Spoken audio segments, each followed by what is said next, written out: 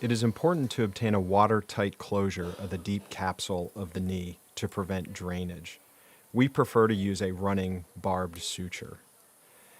The deep tissue and subcutaneous layer of the skin are closed with an interrupted suture, and the subcuticular layer with a running 3/0 monocryl stitch to minimize the amount of tension on the skin. It is important to carefully remove the iodine-impregnated drapes to avoid skin irritation. It is also important to thoroughly clean and dry the peri-wound skin area, as some patients may be hypersensitive if any adhesive is left on the skin. We use a skin glue to seal the wound and help minimize drainage.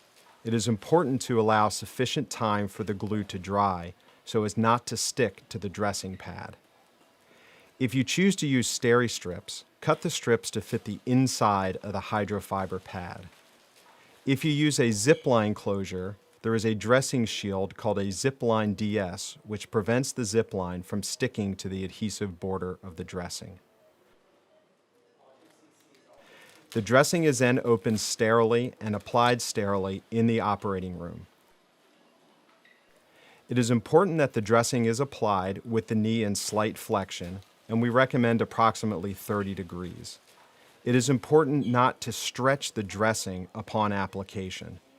The dressing should be gently molded to the skin, and be careful to smooth any creases, as this helps to ensure a watertight seal.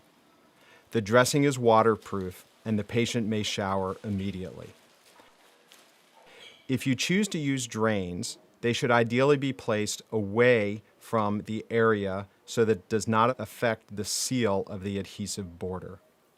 If you are doing robotic surgery or navigation, you may use the 4-inch AQUACEL AG surgical dressing, as this protects the pin sites from potential surgical site infection. Convatec also offers a slim profile version of the dressing, which is designed for challenging incisions, such as larger patients undergoing total hip replacement or lumbar spine procedures. You may choose to use ice, and ice can be placed in a compressive wrap directly over the incision in the operating room. Some people may also choose to use a compressive stocking, which can also be placed directly over the dressing following the surgical procedure.